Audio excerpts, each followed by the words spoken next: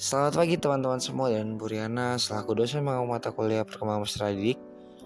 Kami dari kelompok 5 akan mempresentasikan materi yang sudah ditugaskan, yaitu konsep dan teori perkembangan peserta didik dari sudut pandang teori psikoanalisa Sigmund Freud.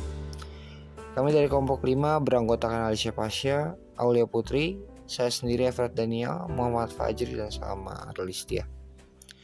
Untuk itu langsung saja kita masuk ke materinya. Psikoanalisa.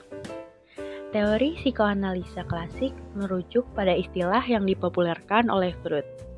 Secara garis besar, teori ini menyatakan bahwa ketidaksadaran pada individu memiliki peran yang utama dalam diri seseorang. Dengan landasan teori ini, Freud melakukan pengobatan kepada mereka yang menderita gangguan psikis. Teori psikoanalisa Freud telah menjadi teori yang paling banyak digunakan dan dikembangkan hingga saat ini. Konsep teori ini digunakan untuk meneliti kepribadian seseorang terhadap proses psikis yang tidak terjangkau oleh hal-hal yang bersifat ilmiah. Dengan metode psikoanalisis, Freud bermaksud mengembalikan struktur kepribadian pasien dengan cara memunculkan kesadaran yang tidak ia sadari sebelumnya. Adapun proses terapi ini berfokus kepada pedalaman pengalaman yang dialami pasien saat masih kanak-kanak. Selanjutnya adalah persepsi tentang jiwa manusia menurut Sigmund Freud. Gunung es dijadikan sebuah perumpamaan oleh Freud untuk menunjukkan skema gambaran jiwa seseorang. Bagian puncak dinamakan kesadaran, bagian tengah dinamakan prakesadaran, dan bagian dasar yang tertutup air adalah ketidaksadaran. Sama seperti perumpamaan akar pohon, di sini alam bawah sadar atau ketidaksadaran merupakan hal yang paling menentukan kehidupan manusia, di mana penyebab dari penyimpangan perilaku ini berasal dari faktor alam bawah sadar kita. Hal yang seperti inilah yang dianalisa oleh Freud untuk mengungkap kepribadian seseorang dan menjadikan analisa ini sebagai metode penyembuhan. Selanjutnya ada struktur kepribadian, yaitu id, ego, dan superego. Yang pertama ada id. Id merupakan hal atau kepribadian yang mendasari personalitas dari seseorang. Menurut Freud, kepribadian ini disebut sebagai kepribadian bawaan lahir. Di dalamnya terdapat dorongan yang didasari dari pemenuhan biologis yang berguna untuk kepuasan diri atau bisa dibilang kebutuhan dasar alamiah manusia. Selanjutnya ada ego. Ego ini merupakan aspek kepribadian yang terjadi akibat pengaruh yang ia dapatkan dari apa yang terjadi pada dunia atau lingkungannya. Ego ini bersangkutan dengan realita atau kenyataan yang berusaha memenuhi keinginan id dengan cara yang dapat diterima secara sosial. Dan yang terakhir adalah superego. Superego ini lekat kaitannya dengan moral atau nilai kehidupan yang didapat dari ajaran orang tua atau norma-norma serta nilai-nilai dalam masyarakat, dan didasarkan juga pada moral dan penilaian tentang benar atau salah. Superego juga berperan penting untuk menjadi penengah antara id dan ego. Baik, saya Aulia Putri. Di sini saya akan menjelaskan mengenai bentuk mekanisme pertahanan diri pada individu menurut Sigmund Freud. Sigmund Freud menggunakan istilah mekanisme pertahanan untuk merujuk pada proses bawah sadar yang melindungi seseorang dari kecemasan dengan memutarbalikkan realita. Artinya, mekanisme pertahanan diri ini merupakan bentuk penipuan diri sendiri. Berikut adalah 7 mekanisme pertahanan diri. Yang pertama ada represi. Represi adalah mekanisme yang digunakan ego untuk meredakan rasa takut dengan menekan dorongan yang memicu rasa takut di alam bawah sadar. Contohnya, seorang pemuda melihat kematian temannya dalam suatu kecelakaan dan karena syok atau sangat sedih, pemuda itu menekan ingatannya atau bisa disebut lupa. Yang Yang kedua ada proyeksi. Proyeksi merupakan pengalihan dorongan, sikap, atau perilaku yang mengakibatkan kecemasan pada orang lain.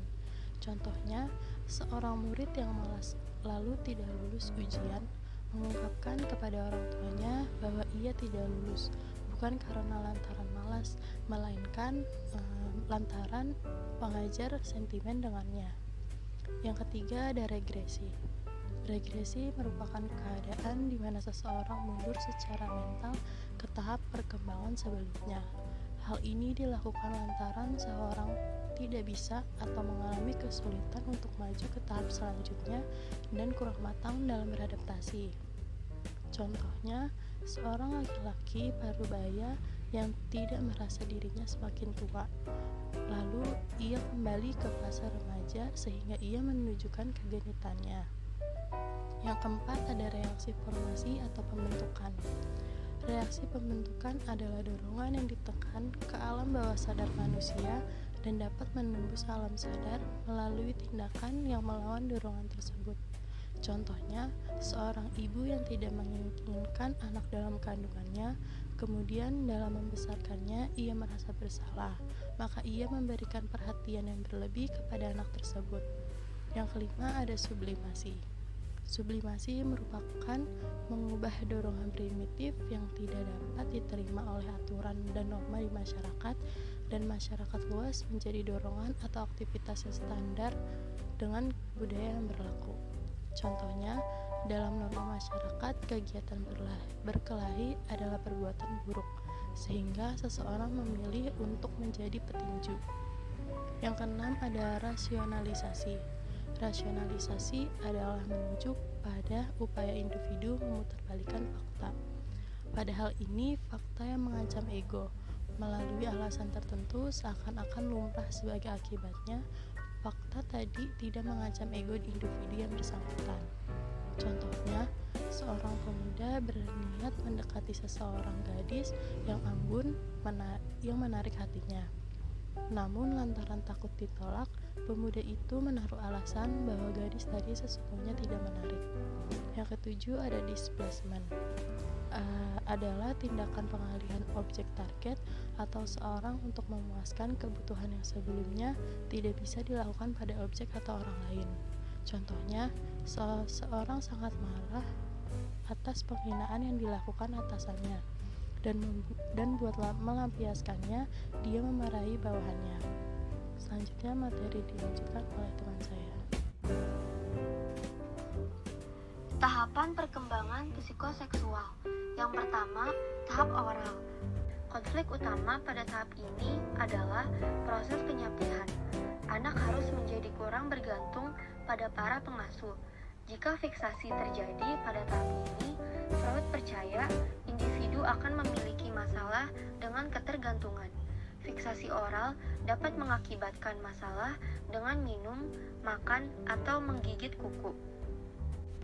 Yang kedua, tahap anal. Konflik utamanya adalah pelatihan toilet dan anak harus belajar untuk mengendalikan kebutuhan tubuhnya.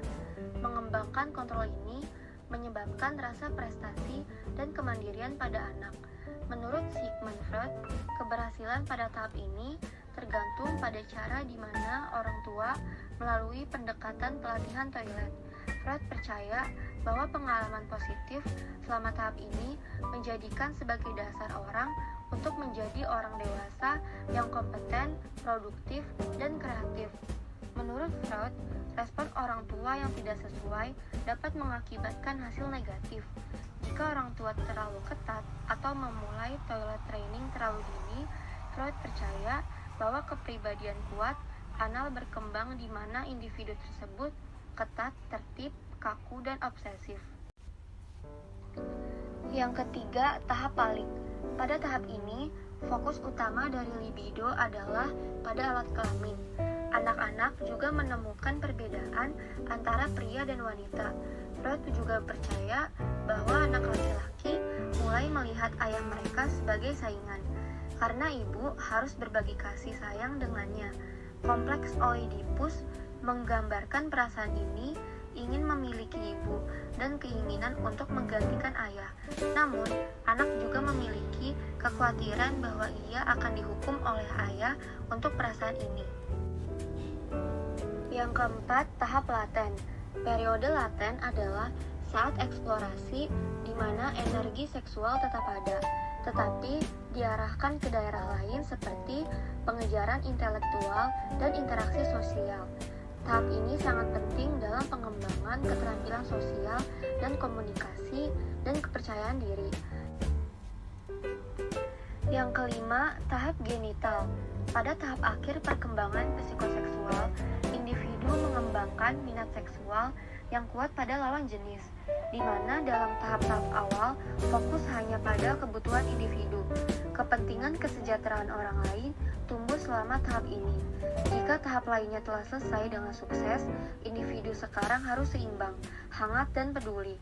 Tujuan dari tahap ini adalah untuk menetapkan keseimbangan antara berbagai bidang kehidupan. Lalu selanjutnya ada implikasi teori perkembangan psikoanalisa Sigmund Freud terhadap penyelenggaraan pendidikan. Psikoanalisis memiliki banyak hal untuk ditawarkan kepada pendidikan. Jadi tujuan pendidikan yang dinyatakan berdasarkan analisis psikoanalisis adalah memberi tuntunan bagi pendidik dan anak didik tentang apa yang hendak dicapai, kegiatan-kegiatan yang mereka lakukan, dan tentang kemajuan yang dicapai oleh anak didik. Pada perkembangannya, teori psikoanalisis banyak diimplementasikan dalam dunia pendidikan. Beberapa di antaranya diurai pada jabaran berikut. Pertama, berbicara tentang konsep kecemasan yang dikemukakan oleh Freud. Tentu saja berkaitan pula dengan proses pendidikan. Kecemasan merupakan fungsi ego untuk memperingatkan individu tentang kemungkinan suatu bahaya, sehingga dapat disiapkan reaksi adaptif yang sesuai. Dalam pendidikan, konsep kecemasan pada tiap individu dapat diolah dan dikembangkan oleh para pengajar, konselor demi kebaikan peserta didik. Dengan konsep ini pula, peserta didik dibantu untuk menghargai diri dan orang lain, serta lingkungannya. Dengan kata lain, konsep kecemasan diarahkan kepada pendidikan ranah afektif atau karakternya. Dalam ranah yang lebih luas, teori psikoanalisis juga digunakan pada proses pendidikan yang berbasis kecerdasan majemuk. Setiap individu memiliki kecerdasan yang berbeda-beda. Tidak ada dua pribadi berbeda, walaupun anak kembar memiliki kecerdasan yang sama. Kecerdasan bukanlah berpatokan pada angka-angka yang berkaitan dengan IQ. Menurut Garner, ada beberapa kecerdasan yang ada pada manusia, yaitu kecerdasan matematik, linguistik, dan kinestetik, dan juga visual, spasial, musik, interpersonal, naturalistik, dan eksistensial. Lalu, konsep psikoanalisis yang menyatakan bahwa manusia merupakan makhluk yang memiliki kebutuhan dan keinginan dasar. Dengan konsep ini, pengajar dapat mengimplementasikan ke dunia pendidikan. Berbagai elemen dalam pendidikan dapat dikembangkan dengan berbasis konsep ini. Kurikulum atau perangkat pembelajaran misalnya. Pendidikan harus melakukan berbagai analisis kebutuhan dan tujuan agar apa yang diajarkannya nanti sesuai dengan kebutuhan dan perkembangan peserta didik. Terima kasih atas perhatian teman-teman dan Bu Riana. Kami minta maaf atas kesalahan kata dalam penyampaian materi kami. Sekian dari kami kelompok 5. Terima kasih.